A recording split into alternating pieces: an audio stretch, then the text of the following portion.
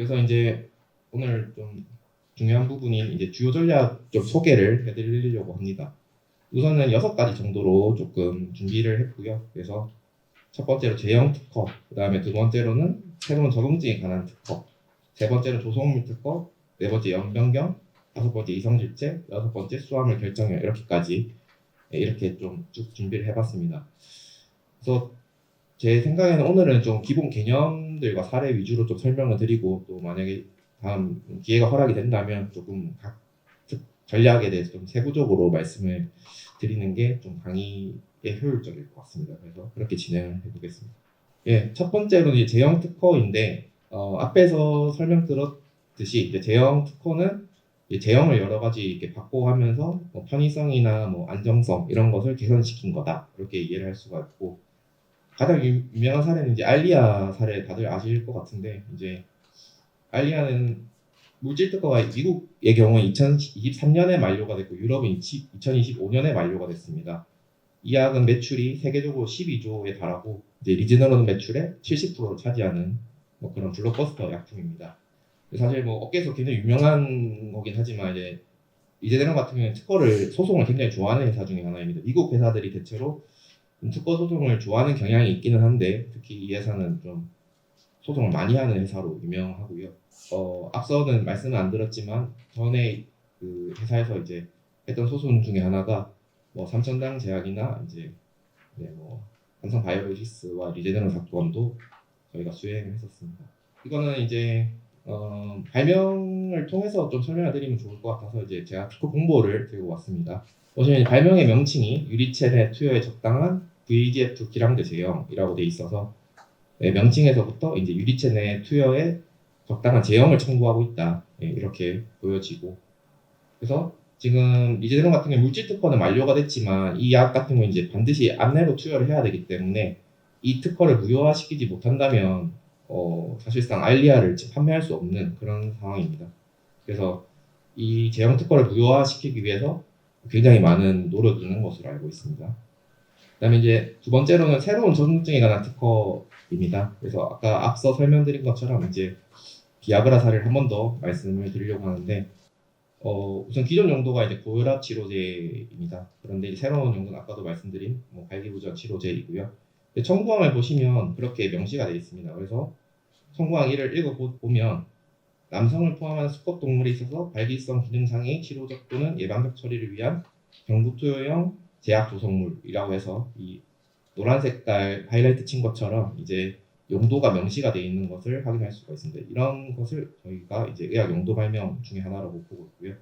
그래서 이제 실제 사례를 보시면 물질 특허 2012년에 만료가 됐지만 이제 의학 용도 특허는 2019년에 만료가 됐고 그래서 약 7년간 독점권 연장해서 이익을 막대하게 창출을 한 사례입니다.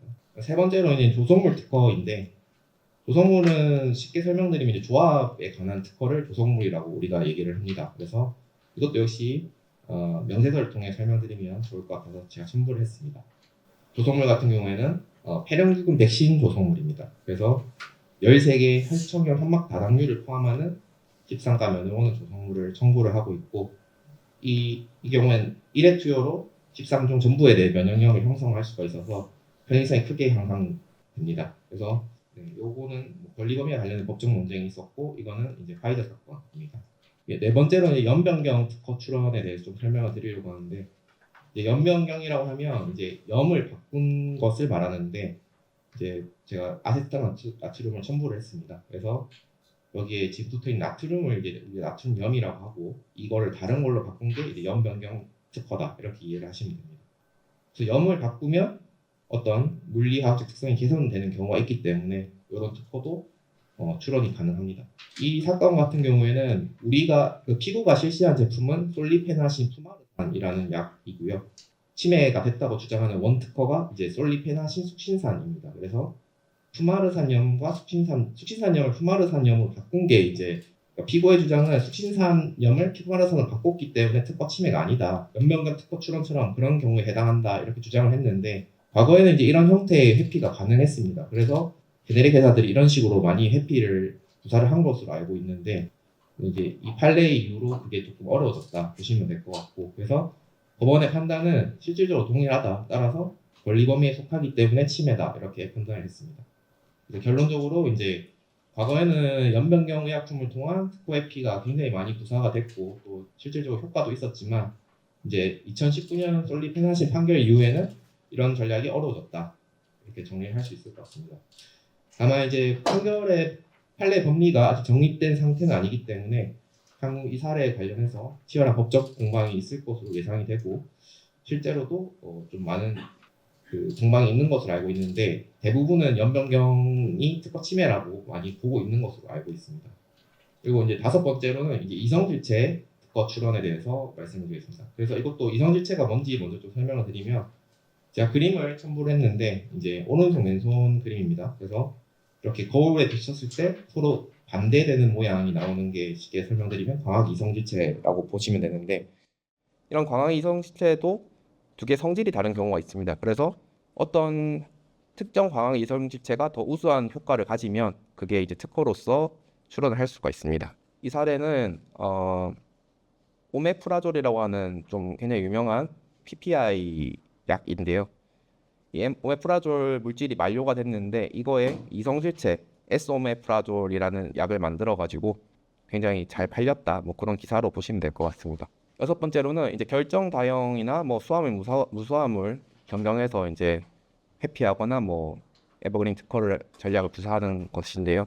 이제 결정 다형도 보면 결정 구조가 다르면은 성질이 다를 수가 있고 수화물도 보면 무수화물, 수화물이 성질이 다를 수가 있습니다. 그래서 요거를 가지고 이제 진보성이 인정이 된다고 하면 특허 출원이 되는 뭐 그렇게 이해를 하시면 될 것 같습니다. 그래서 이것도 실제 그 청구항을 제가 들고 와봤습니다. 보시면 뭐 무슨 결정형 구조에 뭐 이러한 일수화물 이런 식으로 청구를 하게 됩니다.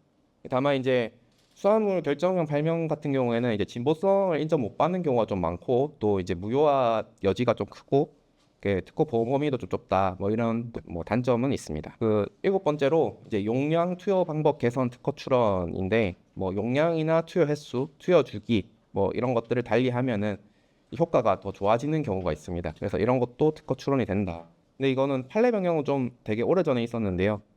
2015년 이전에는 이것은 치료 방법에 해당한다. 우리 특허법은 치료 방법은 특허를 허여해주지 않고 있기 때문에 투여주기나 용량 같은 경우에는 의사의 뭐 어떤 치료 방법의 하나다라고 해서 특허가 안 된다라고 했는데 2015년도에는 이제 의학이라는 물건 발명과 함께 부과가 되는 경우라면 특허권을 허여될 수가 있다, 부여될 수가 있다 이렇게 판례 변경이 됐습니다.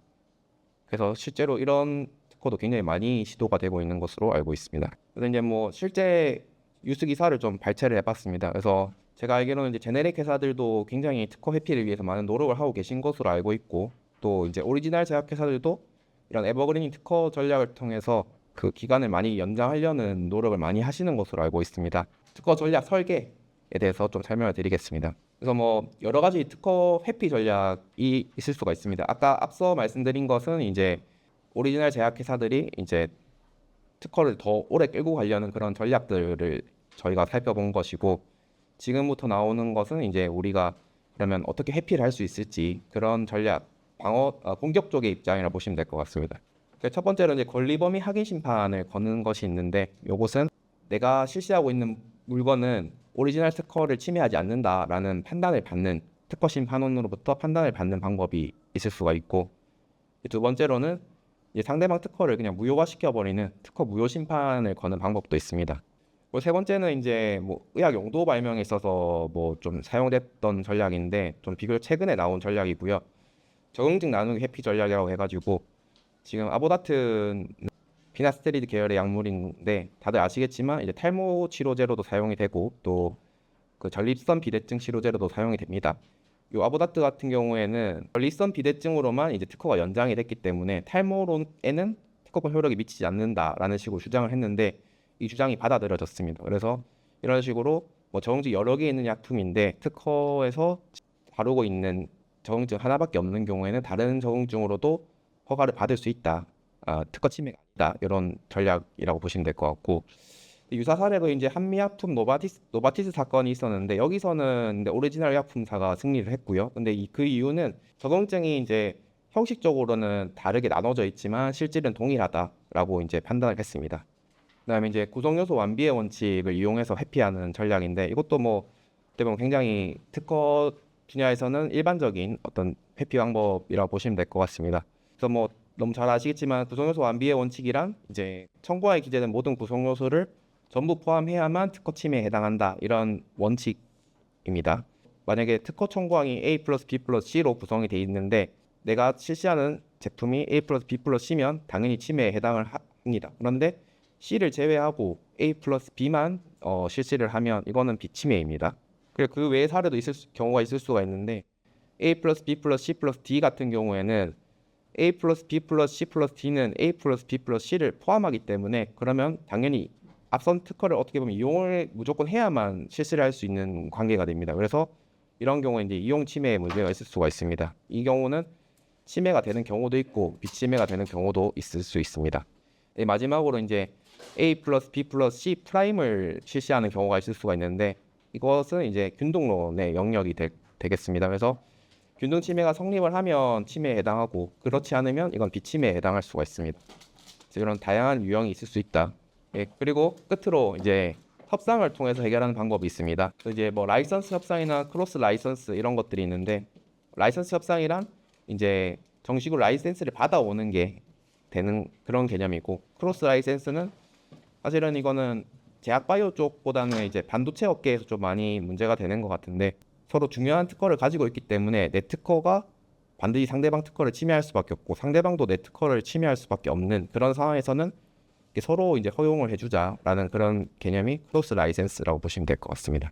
에버그린 특허 전략에 대해서 이제 간단하게 말씀을 드리면 이제 후속 특허 출원을 통해서 상대방의 진입을 막는 전략이다 이렇게 정리를 할 수 있고 그다음에 이제 그 후속 특허로 이제 제가 앞서 보여드린 다양한 사례들 뭐 제형 변경이라든지 뭐 연 변경이라든지 뭐 적응증을 추가한다든지 이런 다양한 그 세부 유형이 있다 이렇게 이해를 하실 수 있고 이제 공격하는 측에서는 여러 가지 아까 말씀드린 특허 전략을 해피 전략을 구사를 해서 이제 그런 어떤 방어하는 오리지널 회사의 어떤 방어를 또 뚫을 수가 있다 이렇게 이해를 하시면 될 것 같습니다. 최종적으로 정리를 하면 이제 앞서도 설명드렸다시피 이제 제약회사 같은 경우에 굉장히 특허가 중요한 분야이고 이게 단순한 리걸 비용이 아니라 이제 어떻게 보면 투자라고 또 생각이 듭니다. 그래서 아까 말씀드린 여러 사례에서 사실 실제로 많은 이익을 더 오랫동안 창출할 수 있었던 그런 사례들이 많이 있었고요.